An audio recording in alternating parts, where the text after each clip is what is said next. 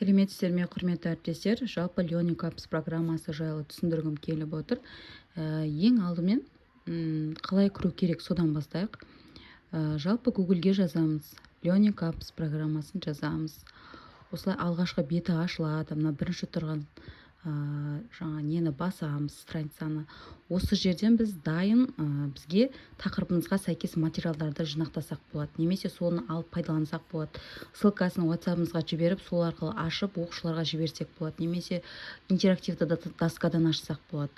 Енді ең бірінші тапсырма құрудан емес, дайын тапсырмаларды қалай алудан бастайық. Ең алдымен сіз 5-ші сыныпқа сабақ беріп жатырсыз. Бізде упражнение деген бөлім бар.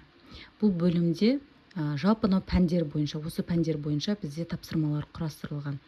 Одан кейін новый упражнение деген, яғни сіз жаңа упражнениялар құрғыңыз келсе, осы жерде мына жерде создать деген өзіңіздің жеке неңізді қалыптастырсаңыз болады, жасасаңыз болады. Енді жалпы дайын нелерді алу үшін все упражнение бөліміне кіреміз. Осы жерден мысалы 5-ші сыныпқа қазіргі таңда ондық бөлшектер тақырыбын өтіп жатырмыз. Осы ондық бөлшектерді жазайын мен мына жерге. Осы тақырыпты жазайын. Осы жерде менде қарасаңыздар, ондық бөлшектерге байланысты дайын тапсырмалар бар. Қазақша түрінде жазсаңыздар, қазақ тіліндегі тапсырмалар шығады. Себебі бізден бұрын бұны адамдар жаңағы пайдаланып, өздеріне жаңағы қолданып жүр. Ал бұны біз де пайдалансақ болады. Енді көп тапсырмалар бар. Ондық бөлшектер сәйкестендіруге байланысты, дұрыс бөлшек, бұрыс бөлшекке байланысты.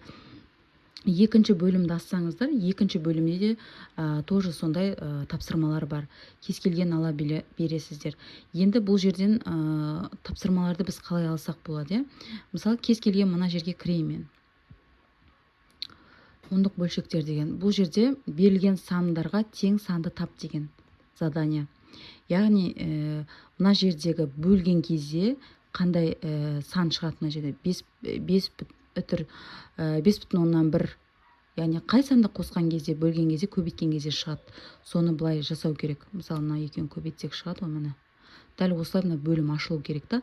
Ал біз бұны оқушыларға орындатқыңыз келсе, сіз бүйтесіз. Бөлшектің жаңағы астына түсесіз. Осы жерде ссылка деген батырма бар. Осы ссылканы сіз копировать етесіз.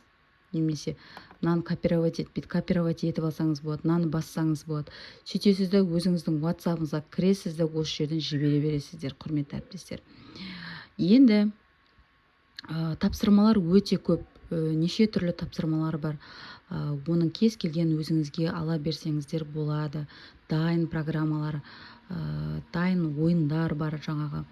Мысалы, мына біреуін ашып көрейікші, осы біреуін ашатын болсақ, мына бұда да жаңағы пазл әдісі арқылы жаңағыдай бөлген кезде, көбейткен кезде пайдалансақ болады. Бұл өте оңай. Енді новый упражнение құру үшін, әріптестер, не істейміз? Кез келген бөлімді ашып аламыз. Мысалы, қарасаңыздар, найдите пару дейді. Бұл жерде жұбыңды тап әдісі. Бұл тапсырмада сіздерге не беріледі? Жаңағы сұрақ және жауап бір-бірімен бір тақтада алмасып тұрады. Осы жерге қояйын. Мына жерде пример көрсетіп қойған бізге. Бұл жерде сұрақтар мен жауаптар тұрады. Ал оқушы не істейді? Кез келген мына суретті алып, осының жауабы мынау ма? Мынау не болып жатыр? Дәл солай бір-бірімен үйсіп, бір-бірімен құрастырып осылай істейді. Ең соңында не істейді? Жаңағы дұрыс жауаптар болса, дұрыс емес жауап болса, осылай қызыл жанып тұрады. Ал дұрыс жауап беріп тұрса, жаңағыдай жасыл жанып, мына тақтаның бетінен алынып кетеді. Енді создать упражнение деді.